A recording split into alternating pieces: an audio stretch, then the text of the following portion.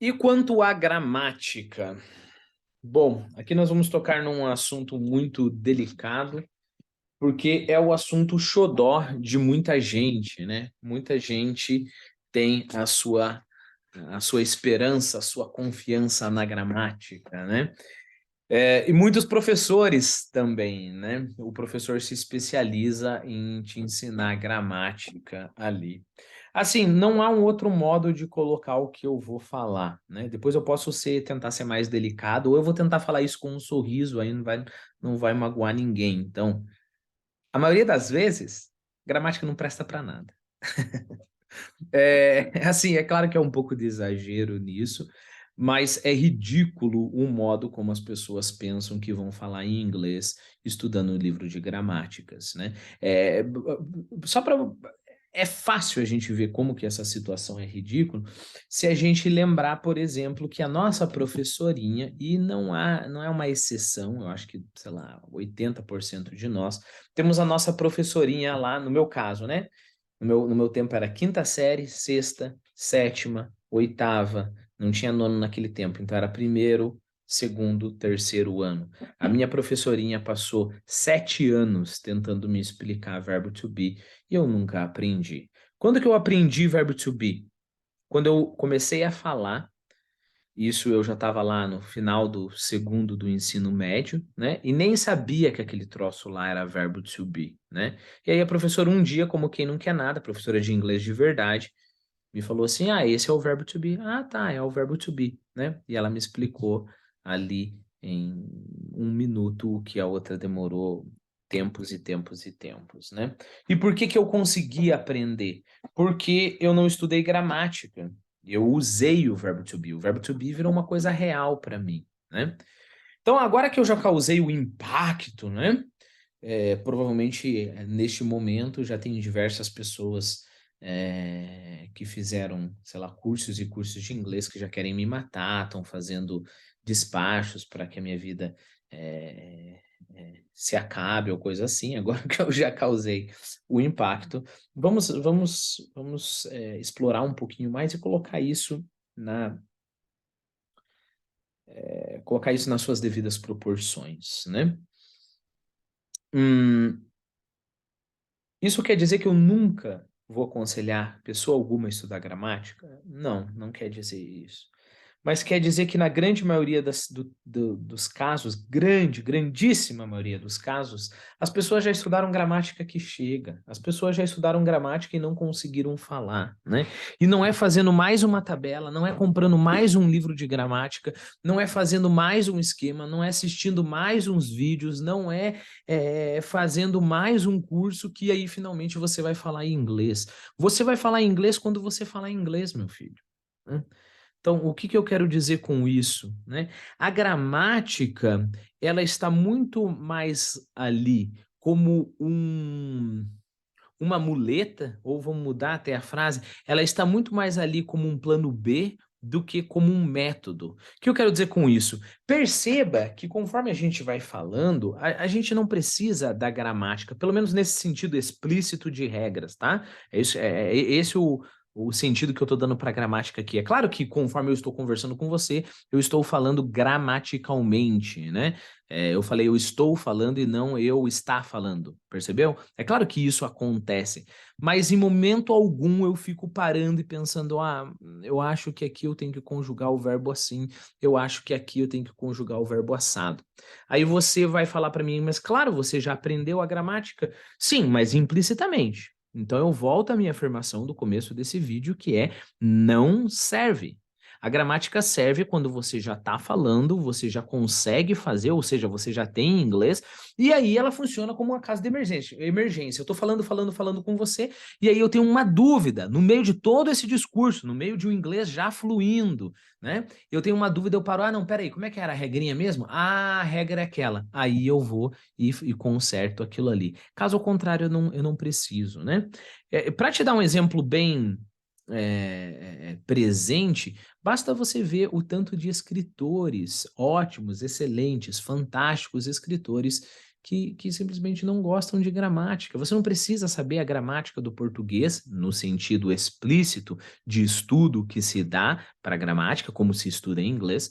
Não precisa saber gramática para ser um excelente escritor. Lima Barreto, por exemplo, odiava a gramática. E Lima Barreto foi Lima Barreto, simplesmente um dos maiores escritores que o Brasil já teve, né?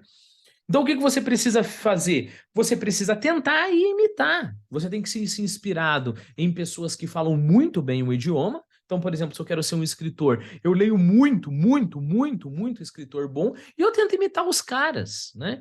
E aí, eu diria assim, a proporção, 5% dos tempos, eu não estou exagerando, eu acho que essa é a proporção, 5% do meu tempo, eu dou uma olhadinha na gramática quando eu tiver uma dúvida ou qualquer coisa assim. Não tem, se você acha que você vai aprender inglês, quer seja sozinho, quer seja numa metodologia de uma escola, quer ser com um pouco de ajuda do professor, qualquer coisa nessa gama, desde totalmente sozinho a totalmente acompanhado, se você acha que você vai aprender inglês em qualquer lugar desse crescente de acompanhamento, fazendo exercícios gramaticais, você está muito enganado. Você está muito enganado. Então, você tem que escutar, você tem que imitar, você tem que repetir, você tem que tentar falar alguma coisa, aí você tem que ver como que a tua fala ficou diferente da fala do teu modelo.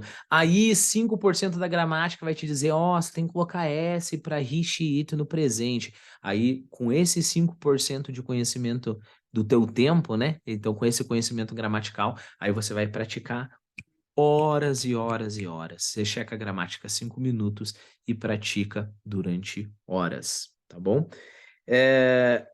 Perceba, então vamos lá, na escrita. Vamos supor que você está no livro 1. Como que você pratica sem gramática? Ora, tenta primeiro. Bom, no nosso curso aqui, né, e eu vou disponibilizar para você diversas amostras de diversos dos nossos cursos, mas você, se você não quiser comprar os nossos cursos, você pode fazer por você mesmo. Tem diversos tipos de perguntas assim. Você tem um texto, e aí vamos supor, no texto tá, o garoto estava andando na rua e ele viu uma menina. A menina era muito linda, tão linda que ele desmaiou. Vamos supor que esse seja o texto.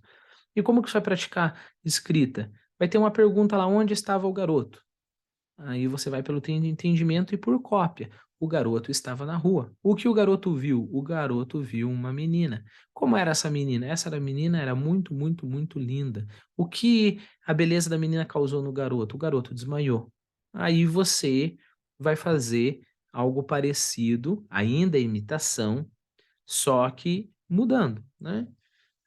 A menina estava na rua, ela passou em frente a uma loja, viu uma bota tão linda que ela gritou. Percebeu?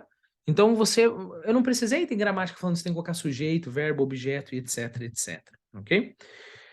Isso para escrita. Para fala, mais ou menos a mesma coisa. Muita imitação, shadowing. Lembre-se que a gente vai ter um vídeo aqui sobre a técnica do shadowing, que, para simplificar enormemente, é uma imitação. Então, muita imitação, você memoriza partes inteiras, você consegue lembrar de partes inteiras de um texto ou de um áudio qualquer. E aí você coloca a gramática na sua devida proporção, ok? Regras de ouro de uma boa escola, por exemplo. Nunca o aluno pode aprender gramática nenhuma de conteúdo que ele não sabe usar. Isso é absurdo, isso é bobo, né? Tudo bem, você quer passar no vestibular? Não, a gente tem essa instituição estúpida que é o vestibular. Nada contra, só que é estúpido, né? Colocar ali numa prova a vida inteira de conhecimento de um aluno. Bom, se você quer passar no vestibular, você tem que aprender uma regrinha para passar no vestibular ou num concurso, pô, até que eu te perdoo, né?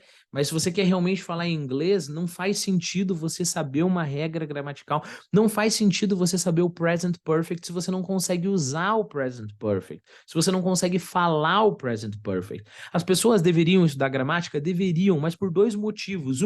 Mera checagem, e aí isso se restringe aos 5% que eu falei para você, ou por interesse científico. Né? Então, do mesmo modo que se eu tivesse tempo, eu estudaria biologia. Eu não estudaria a biologia de uma flor porque eu quero aprender a cheirar uma flor. Eu não estudaria a biologia de uma flor porque eu quero aprender a plantar. Tem modos muito mais eficazes de aprender a plantar. Eu vejo um cara que planta ali, o cara vai me dar dicas práticas, eu vou plantar, eu vou imitar e vou conseguir plantar. Por que que eu vou estudar biologia? Porque eu acho interessante, eu tenho uma curiosidade para saber sobre as partes, né? Por exemplo, nesse caso da flor. Então, a gramática devia ser restrita aí. Essa pequena porção do teu estudo que vai te dar uma ajuda, né?